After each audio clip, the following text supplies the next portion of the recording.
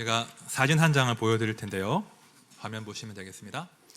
네, 저 사진은 군인 병사의 허리띠 버클을 찍은 사진입니다. 뭐라고 되어 있죠? Gott mit uns라고 되어 있습니다. 이게 독일어인데요.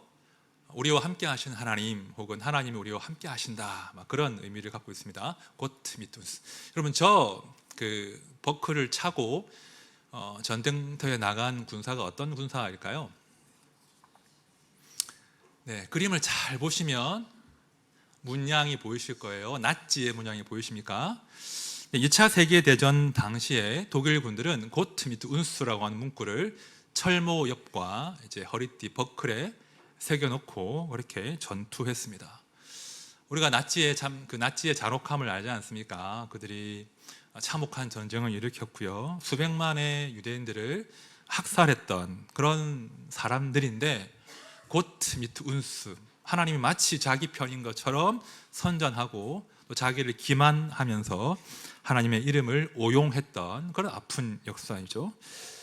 천지를 창조하신 하나님, 사랑과 공의의 하나님을 마치 나치의 그 대의를 위한 수호신 정도로 만들어버린 그런 가슴 아픈 사건입니다. 우리 하나님은요, 온 천지를 창조하신 크고 위대하신 분이십니다. 그리고 하나님의 선하신 뜻대로 온 우주를 경영하시는 크신 분이에요. 하지만 동시에 우리의 낮고 작은 삶에 찾아오셔서 우리를 구원하심으로 당신의 사랑을 드러내신다는 거예요. 하나님은요, 두 가지 속성, 양면이 있습니다.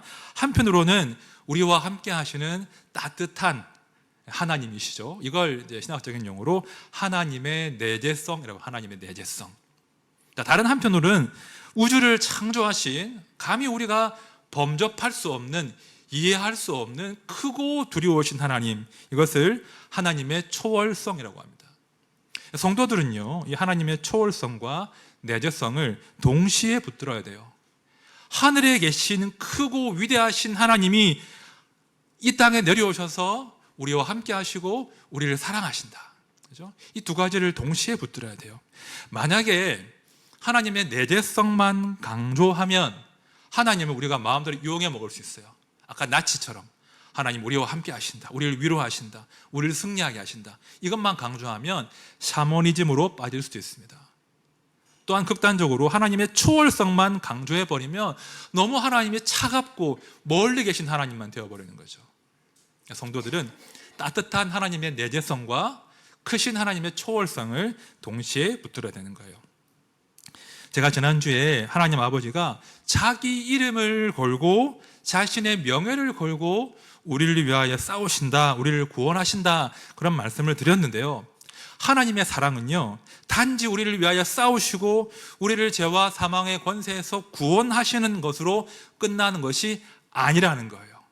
더 큰 차원이 있습니다. 우리 하나님은요, 우리를 아주 큰 세상으로 초대하십니다.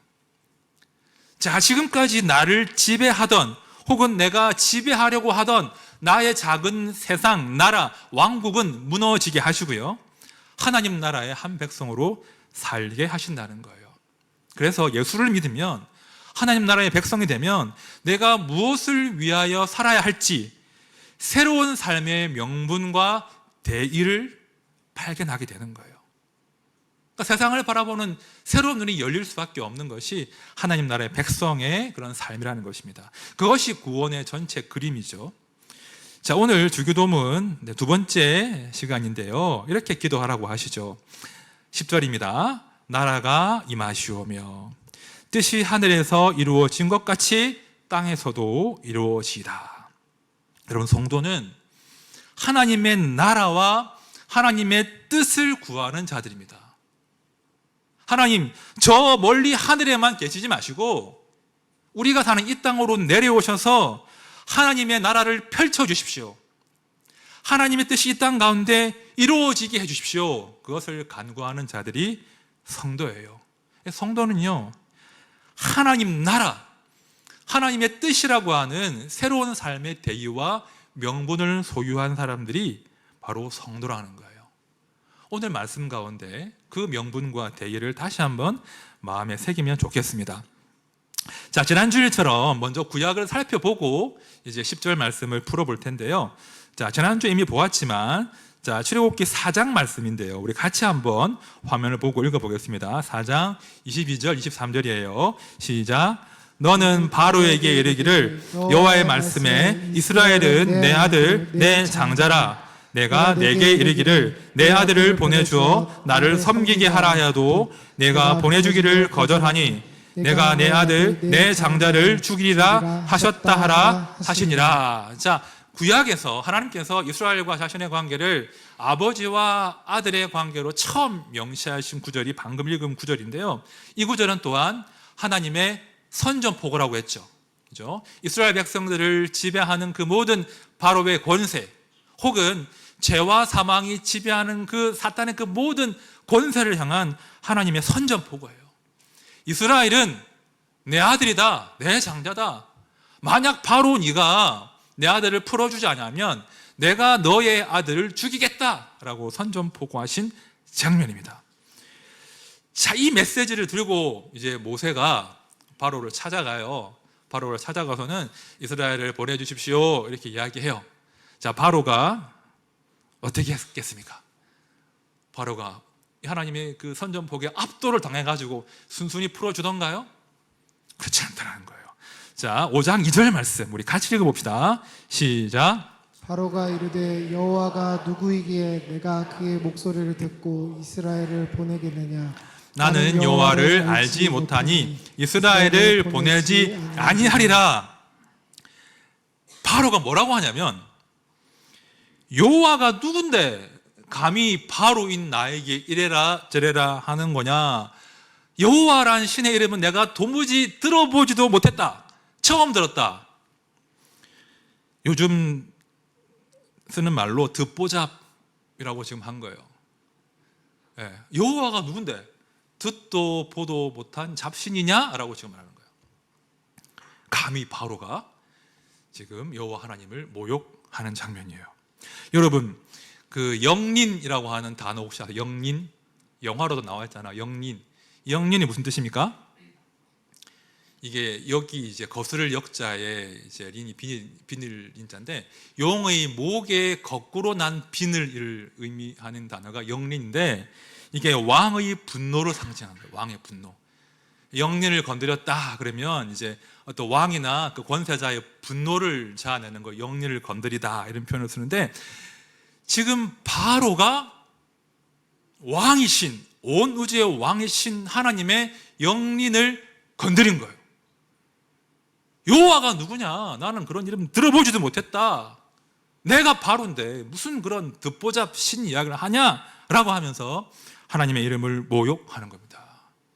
결국 바로는 이 말 한마디 때문에 혹독한 대가를, 하나님의 분노의 대가를 치르게 되는 거죠. 자, 그런데 놀라운 건요, 모세도 그랬다는 거예요. 모세 역시 바로와 그게 다르지 않았어요. 자, 출애굽기 3장 13절 말씀 볼 텐데 이 대목은 하나님이 모세를 찾아오셔서 내가 이스라엘을 구원하겠다, 너를 보낸다 하시는 그런 맥락이에요. 자, 제가 봅니다. 모세가 하나님께 아뢰되 내가 이스라엘 자손에게 가서 이르기를 너희의 조상의 하나님이 나를 너희에게 보내셨다 하면 그들이 내게 묻기를 그의 이름이 무엇이냐 하리니 내가 무엇이라고 그들에게 말하리까? 자, 모세가 하나님께 물어봐요. 하나님 이름을 뭐라고 할까요? 하나님 이름을 뭐라고 이야기하면 될까요? 라고 지금 이야기합니다. 이 질문에 담긴 의도가 뭐겠어요? 모세는 지금 여호와 하나님의 권능을 인정하지 않는 거예요. 저보고 바로한테 가라고요? 이스라엘을 탈출시키라고요? 이스라엘 백성들이 하나님 누구냐고 물어볼 텐데 내가 무슨 답을 할 수 있죠? 하나님 정말 위대하신 분 맞나요? 당신의 이름, 당신의 한번 그 권능을 한번 저한테 증명해 보여주세요. 이런 말을 지금 모세가 하고 있는 거예요. 여러분, 출애굽기를 보면 바로뿐 아니라 모세도 이스라엘 백성들도 하나님을 잘 모르겠다고 합니다. 하나님이 과연 우리를 해방시킬 수 있는 그런 신인지 모르겠다라고 지금 모세가 이야기하는 거예요. 그래서 출애굽기를 쭉 읽어보시면 주로 어떤 내용이 나오냐면 하나님께서 내가 얼마나 위대한 신인지를 거듭거듭 증명하시는 그런 내용들이 출애굽기에 쭉 나오는 거예요. 자, 어떻게 보여주시냐면 아시는 대로 10가지 재앙으로 보여주시죠. 결정적으로는 이제 홍해에서 바로의 정예병들을 수장시키심으로 하나님이 자신의 권능을 보여주십니다. 제가 말씀을 읽어볼게요. 자, 출애굽기 7장입니다. 여호와가 이같이 이르노니 네가 이로 말미암아 나를 여호와인 줄 알리라. 볼지어다 내가 내 손의 지팡이로 나일강을 치면 그것이 피로 변하고. 지금 바로한테 말씀하시는 거예요. 네가 나를 모르겠다고 내가 알게 해줄게. 나일강의 피로 변하면 내가 나를 여호와인 줄 알 거야. 자, 9장도 보십시오. 내가 이번에는 모든 재앙을 너와 내 신하와 내 백성에게 내려 온 천하에 나와 같은 자가 없음을 내가 알게 하리라. 내가 알게 하겠다. 온 천하에 나와 같은 신이 없음을 알게 하겠다라고 말씀하시는 거예요. 이제 하이라이트. 자, 출애굽기 14장이에요. 제가 보겠습니다. 모세가 백성에게 이르되 너희는 두려워하지 말고 가만히 서서 여호와께서 오늘 너희를 위하여 행하시는 구원을 보라. 너희가 오늘 본 애굽 사람을 영원히 다시 보지 아니하리라. 여호와께서 너희를 위하여 싸우시리니 너희는 가만히 있을지니라. 그 다음이 중요해요. 내가 바로와 그의 병거와 마병으로 말미암아 영광을 얻을 때야 애굽 사람들이 나를 여호와인 줄 알리라 하시더니, 하나님께서 거듭거듭 나는 여호와를 모른다라고 한 바로에게 하나님이 과연 우리의 왕이 될 수 있습니까? 라고 반문하던 모세와 이스라엘에게 내가 여호와다, 내가 여호와다라고 지금 밝혀주시는 거예요. 모욕당한 그 이름을 스스로 존귀하게 하시는 거예요. 쭉 말씀을 보시면 이 홍해 사건 이후로도 지속적으로 하나님께서 이스라엘 백성들에게 자신의 이름의 그 영광과 능력을 보여주십니다. 내가 여호와야. 이제 내가 너희들의 보호자야. 내가 너희들의 새로운 왕이야. 이제는 바로가 아니라 내가 너희들의 인생을 책임질 거야. 너희는 내 백성이야. 지속적으로 알려주신다는 거예요. 자, 말씀 볼게요. 출애굽기 16장이에요. 내가 이스라엘 자손의 원망함을 들었노라. 그들에게 말하여 이르기를 너희가 해질 때에는 고기를 먹고 아침에는 떡으로 배 부르리니 내가 여호와 너희의 하나님인 줄 알리라 하라 하시니라. 하나님의 관심사가 이거예요. 내가 누구인지 너희가 알면 좋겠구나. 내가 여호와고 너희의 구원자고 왕이야. 이걸 말씀해 주시는 거예요. 그리고 이제 정말 중요한 대목으로 넘어갑니다.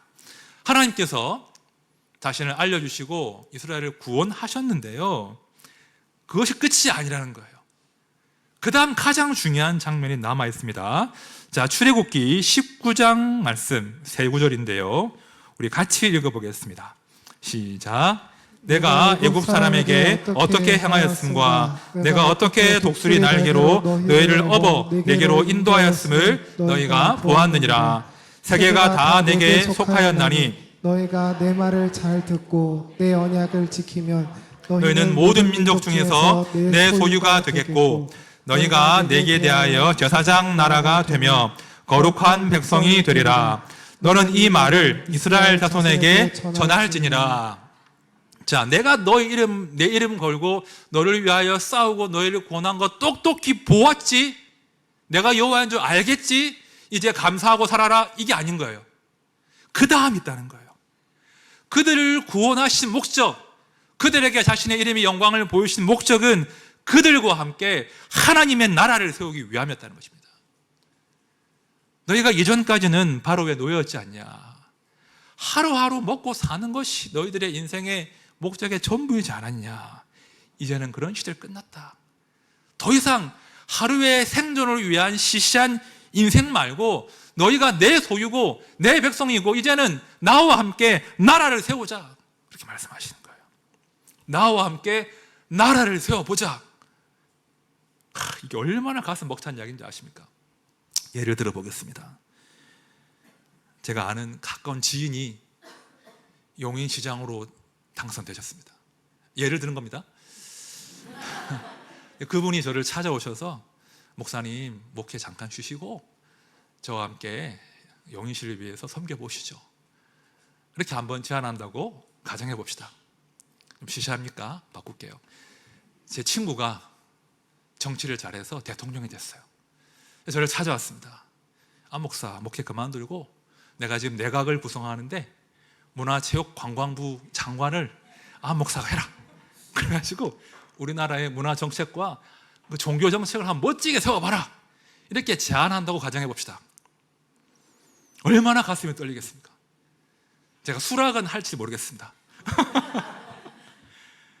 여러분, 이 작은 나라에 그죠? 기여하는 것도 이렇게 가슴 벅찬 일인데 하나님께서 우리로 하여금 나와 함께 나라를 세워보자고 하시는 거예요. 단순히 너희를 해방시키는 것 정도, 너희의 지옥행을 면하는 것 정도가 아니라 우리에게 살아갈 새로운 명분과 새로운 대의를 보여주시는 거예요.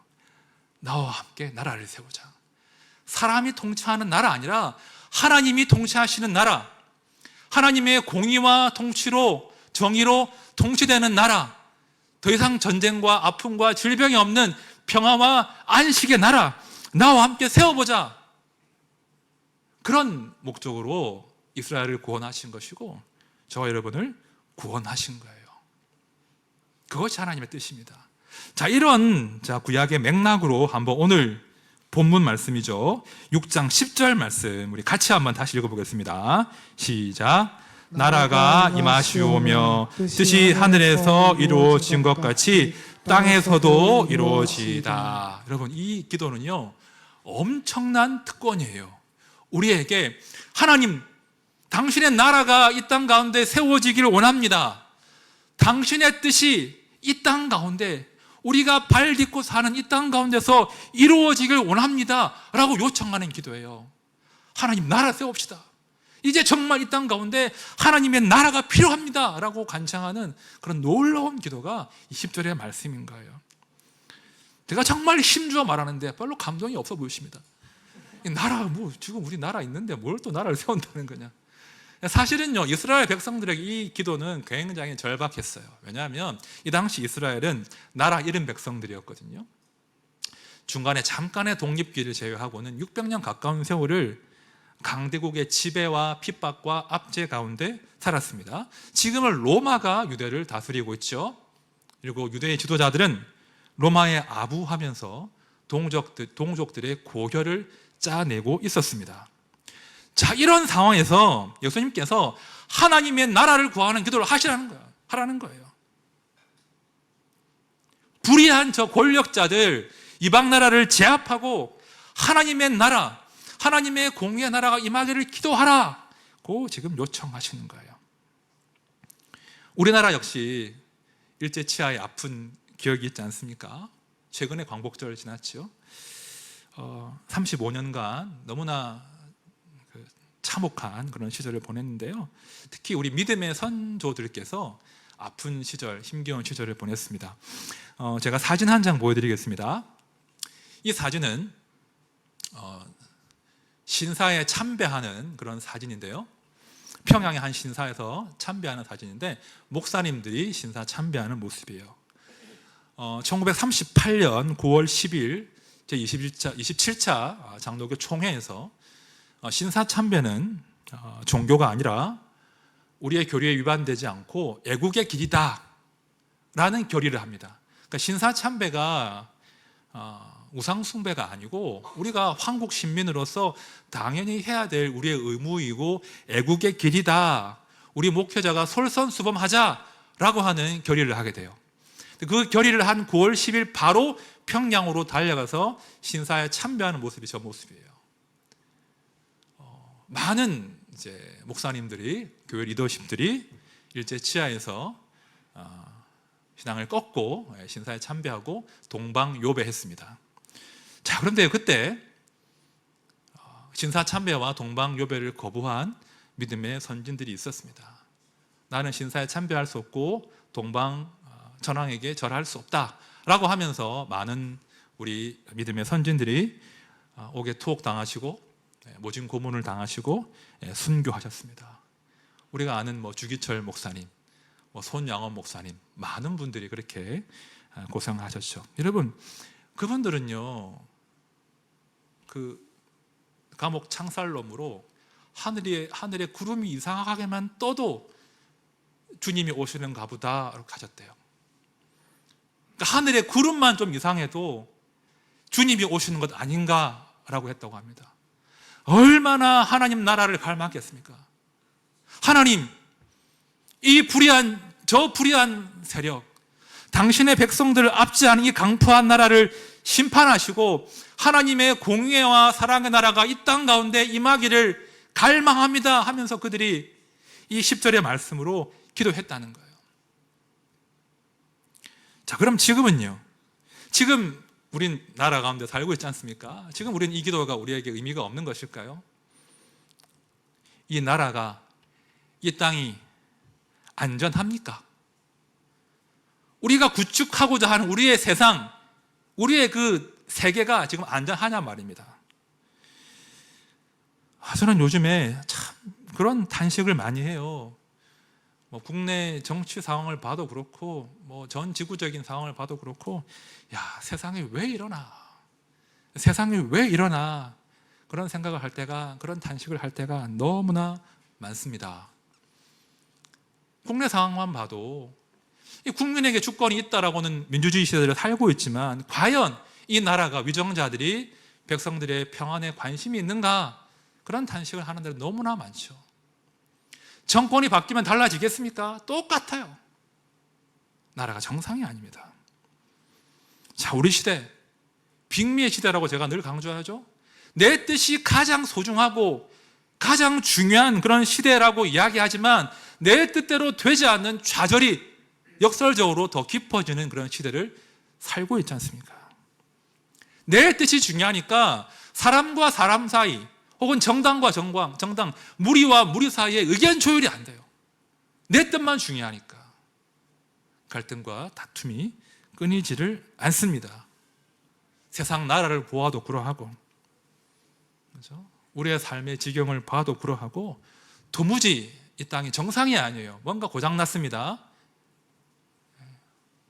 자, 이런 상황에서 주님이 우리 보고 이 기도하라고 하시는 거예요. 무슨 기도요? 하나님의 나라가 이 땅 가운데 임하게 해주십시오. 이 땅 가운데 하나님의 뜻이 이루어지게 해주십시오. 내 뜻이 아니라, 내 욕망이 아니라 하나님의 뜻이 이루어지기를 간구하라고 하는 거예요.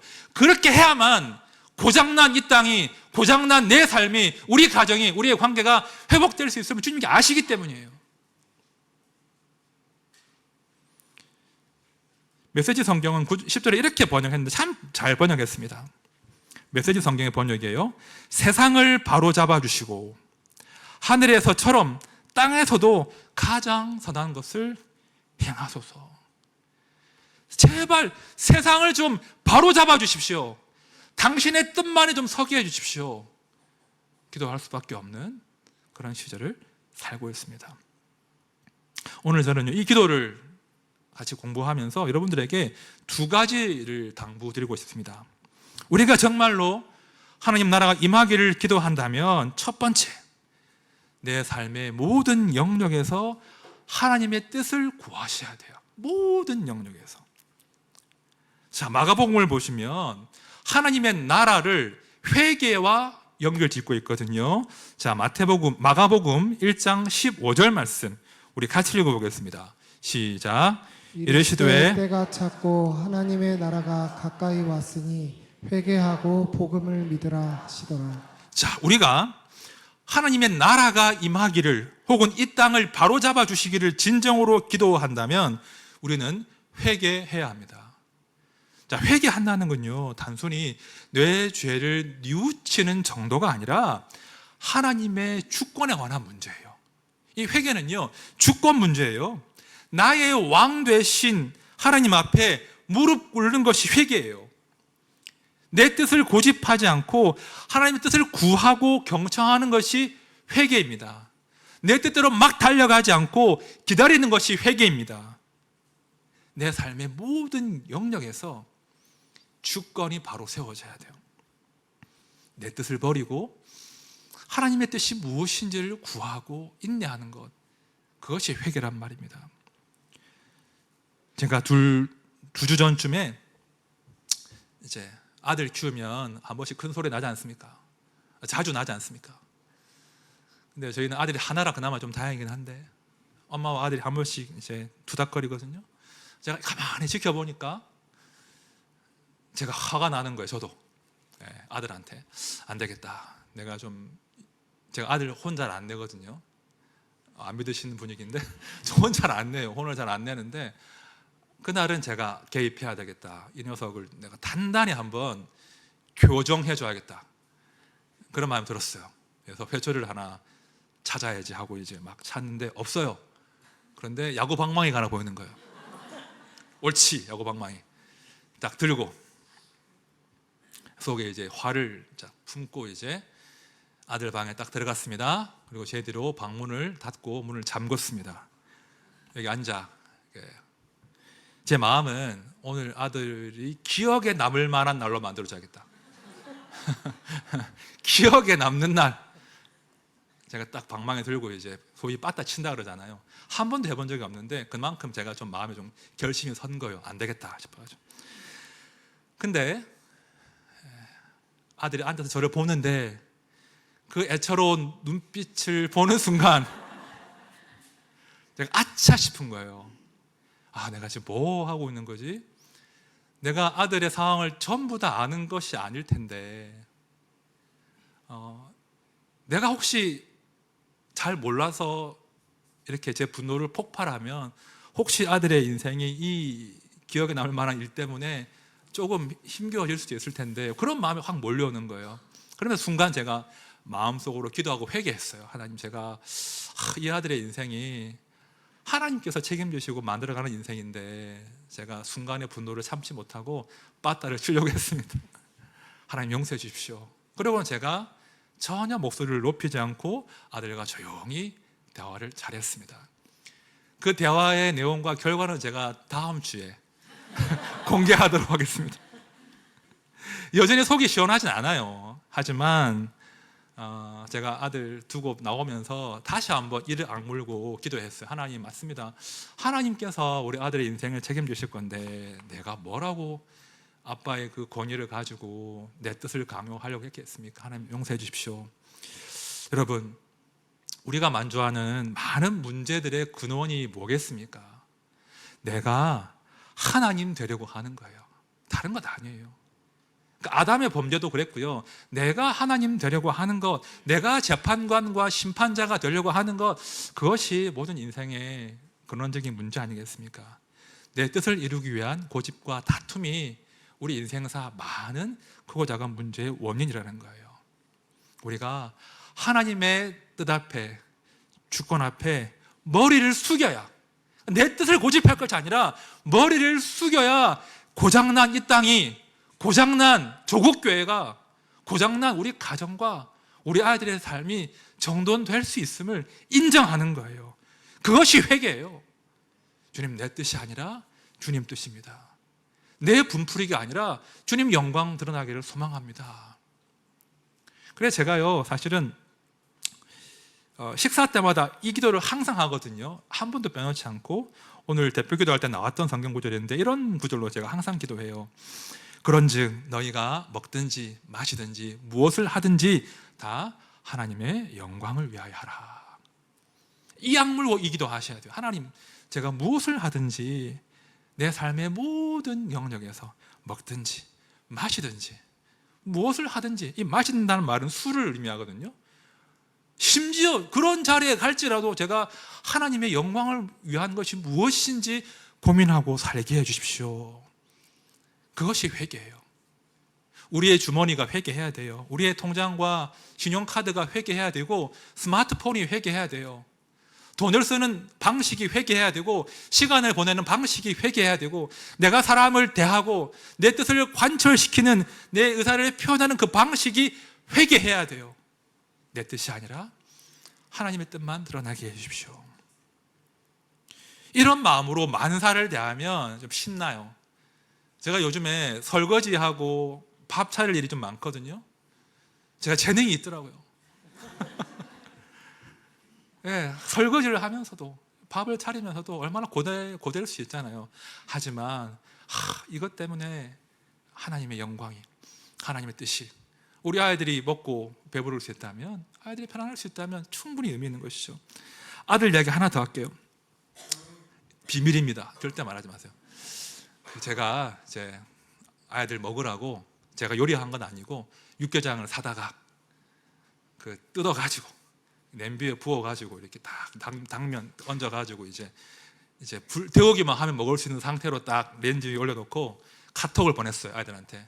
아빠가 육개장 렌즈 위에 뒀으니까 끓여서 냉장고 위에 당면 넣어서 맛있게 먹어, 이렇게 했어요.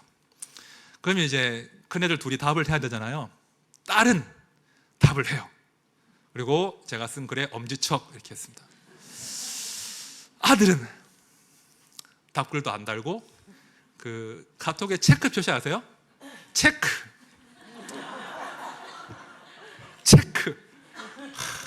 순간 마음이 상하는 거예요. 화가 막 올라오는 거예요. 하트는 안 바래요, 제가.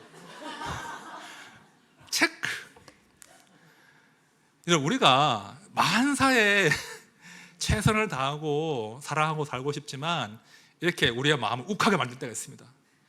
그럴지라도 하나님의 영광을 위해서, 내 뜻이 아니라 하나님의 영광을 위해서 산다면 그 만사 가운데 하나님의 다스리심을 경험할 수 있다는 거예요. 그걸 경험하셔야 돼요. 이제 설교를 마무리하면서 제가 두 번째 당부를 드립니다. 자, 우리가 하나님의 나라가 임하기를 정말로 기도한다면, 죄송하지만 인내하십시오. 우리는 인내할 수밖에 없습니다. 만약에 지금 여기에 이미 하나님의 나라가 임했다면, 이미 이 땅이, 고장난 이 땅이 정상으로 되었다면 우리는 이 기도를 할 필요가 없어요. 여전히 고장나 있기 때문에, 언제 이것이 정상으로 될지 우리는 알 수 없기 때문에 그냥 기도할 수밖에 없고 그저 인내할 수밖에 없음을 우리는 기억하고 살아야 돼요. 여전히 이 땅은, 세상은, 조국 교회들은, 심지어 우리 교회라 할지라도 하나님의 뜻과는 거리가 먼 아픔이 있고 상실이 있습니다. 고통이 있습니다. 그때 성도는 인내할 수밖에 없습니다. 인내를 배우셔야 돼요. 제가 성격이 급한 편인데 요즘에 정말 인내를 많이 배웁니다. 하나님의 선한 뜻이 무엇입니까? 잘 안 보일 때가 있거든요. 더 희미해질 때가 있거든요. 하나님 이 땅을 향하신, 하나드린 교회를 향하신, 무너지고 휘청거리는 저 성도님의 가정을 향하신, 아픈 저분, 아픈 내 아이를 향하신 하나님의 선한 뜻은 과연 무엇입니까? 때로 분노하기도 하고, 때로 원망하기도 하고, 때로 조급해지기도 합니다. 그러나 결국 저는 인내할 수밖에 없고요. 결국 저는 맞습니다. 저는 모르지만 하나님의 나라가 임하시옵소서. 하나님의 뜻이 이루어지기를 원합니다. 언제인지 모르지만 당신의 뜻만이 이루어지기를 원합니다 라고 기도할 수밖에 없는 것입니다. 그것이 성도가 마땅히 감수해야 될 인내인 것이죠. 여러분, 하나님 나라 아직 오지 않았습니다. 완성되지 않았습니다. 그러나 우리는 하나님 나라를 구하는 기도를 할 수 있습니다. 이 기도를 명령하신 하나님께서, 우리 주님께서 마침내 그 기도를 성취하시고 완성하실 거예요. 그래서 우리의 인내는, 우리가 인내하는 것은 결코 헛수고가 아니라는 거예요. 그걸 기억하셔야 돼요. 제가 마지막으로 말씀을 정리하면서 로마서 5장의 말씀을 읽어드리겠습니다. 다만 이뿐 아니라 우리가 환난 중에도 즐거워하나니 이는 환난은 인내를, 인내는 연단을, 연단은 소망을 이루는 줄 알미로다. 소망이 우리를 부끄럽게 하지 아니함은 우리에게 주신 성령으로 말미암아 하나님의 사랑이 우리 마음에 부은 바 됨이니. 여러분, 하나님의 사랑이 우리의 인내와 우리의 기도를 부끄럽지 않게 하실 것입니다. 마침내 하나님의 나라와 하나님의 뜻이 이 땅 가운데 임할 것입니다. 이 땅을 고쳐주실 것입니다. 이 땅을 새롭게 하실 것입니다. 그 나라와 그 날을 기대하면서 그렇게 성도의 삶을 기쁨으로 감당하는 모두가 되시기를 진심으로 축원드립니다. 우리 함께 찬양합시다. 네. 10절의 의미가 그거였잖아요. 세상을 바로잡아 주십시오. 고장난 이 땅을 바로잡아 주십시오. 이것이 성도가 할 수 있는 가장 강력한 기도거든요. 우리 개인의 삶도, 우리의 가정도, 우리 관계도, 또 우리가 마주한, 우리가 꺾을 수 없는 그 불의한 것들, 거짓들, 기도할 수밖에 없습니다. 참 성도는 무기력하지만 기도할 수밖에 없습니다. 하나님, 고장난 이 땅을 고쳐주십시오. 그 일 가운데 제가 포기하지 않고 하나님의 선한 싸움에 동참하게 해주십시오. 부족하지만 저도 세상을 바로잡으시는 그 하나님의 싸움에 동참하게 해주십시오. 지치지 않게 해주십시오. 그것이 성도의 인내고 싸움이어야 됩니다.